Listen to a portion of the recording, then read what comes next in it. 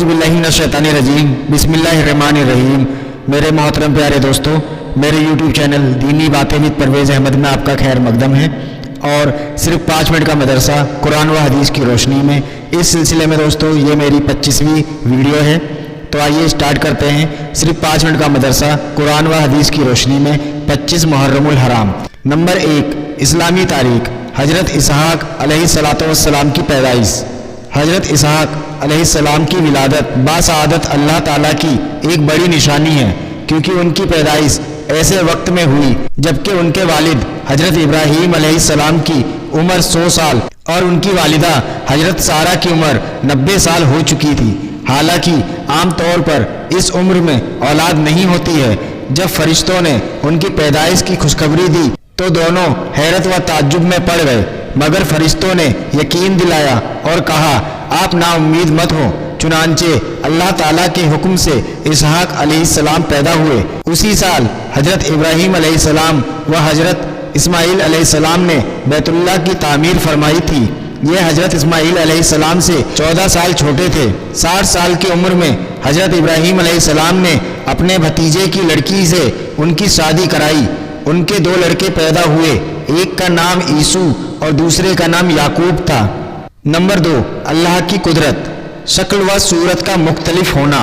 अल्लाह ताला ने अपनी कुदरत से हर एक इंसान के चेहरे पर 2 कान, 2 आँखें, नाक, मुंह और होठ बनाए। उसके बावजूद सबकी शक्ल व रंग एक दूसरे से मुख्तलिफ है।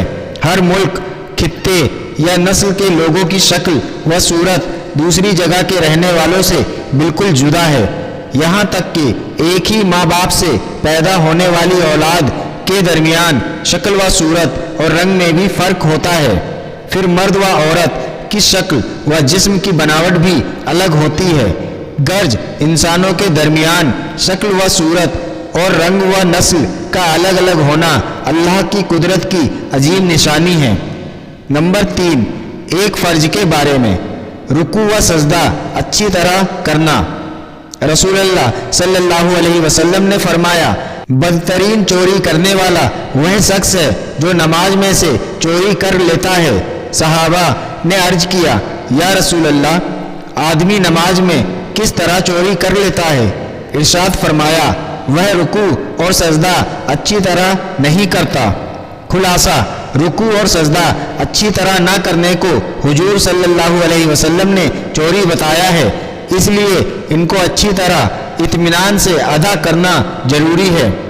नंबर 4, एक सुन्नत के बारे में। किसी मंजिल से चलते वक्त नमाज पढ़ना। हजरत अनस रजी अल्लाह ताला अन्हा बयान करते हैं कि रसूलुल्लाह सल्लल्लाहु अलैहि वसल्लम किसी जगह क़याम करते और फिर वहाँ से चलते तो 2 रकात नमाज जरूर पढ़ते। नंबर 5, एक अहम अमल की फजीलत। बुरी मौत से हिफाजत का जरिया। रसूलुल्लाह सल्लल्लाहु अलैहि वसल्लम ने फरमाया, सदका अल्लाह ताला के गुस्से को ठंडा करता है और इंसान को बुरी मौत से महफूज रखता है। नंबर 6, एक गुनाह के बारे में। माँ बाप पर लानत भेजना। रसूलुल्लाह सल्लल्लाहु अलैहि वसल्लम ने फरमाया, सबसे बड़ा गुनाह यह है कि आदमी अपने माँ बाप पर लानत करे।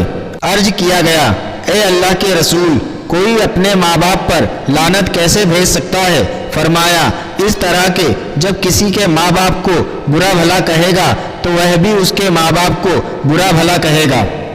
नंबर 7, दुनिया के बारे में। आदमी का दुनिया में कितना हक है? रसूलुल्लाह सल्लल्लाहु अलैहि वसल्लम ने फरमाया, इब्ने आदम को दुनिया में सिर्फ 4 चीज़ों के अलावा और किसी की ज़रूरत नहीं। वो 4 चीज़ें कौन सी हैं? नंबर 1, घर जिसमें वह रहता है। नंबर 2, कपड़ा जिससे वह सतर छुपाता है। नंबर 3, खुश्क रोटी और नंबर 4, पानी। नंबर 8, आखिरत के बारे में। अहले जहन्नम पर दर्दनाक अजाब। कुरान में अल्लाह ताला फरमाता है, बेशक जक्कूम का दरख्त बड़े मुजरिम का खाना होगा जो तेल की तलछट जैसा होगा। वह पेट में तेज गर्म पानी की तरह खौलता होगा।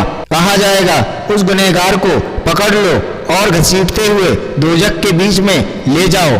फिर उसके सर पर तकलीफ देने वाला खौलता हुआ पानी डालो। फिर कहा जाएगा, अजाब का मजा चख। تو اپنے آپ کو بڑی عزت و شان والا سمجھتا تھا، یہی وہ عذاب ہے جس کے بارے میں تم شک کیا کرتے تھے۔ نمبر 9، طب نبوی سے علاج، حلیلہ سے ہر بیماری کا علاج۔ رسول اللہ صلی اللہ علیہ وسلم نے فرمایا، حلیل سیاہ کو پیا کرو، اس لیے کہ یہ جنت کے پودوں میں سے ایک پودا ہے جس کا مزہ کڑوا ہوتا ہے مگر ہر بیماری کے لیے شفا ہے۔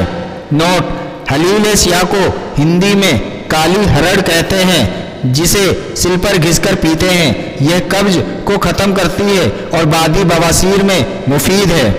نمبر 10، قرآن کی نصیحت۔ قرآن میں اللہ تعالیٰ فرماتا ہے، جب قرآن پڑھا جائے تو اس کو پوری توجہ اور غور سے سنا کرو اور خاموش رہا کرو تاکہ تم پر رحم کیا جائے۔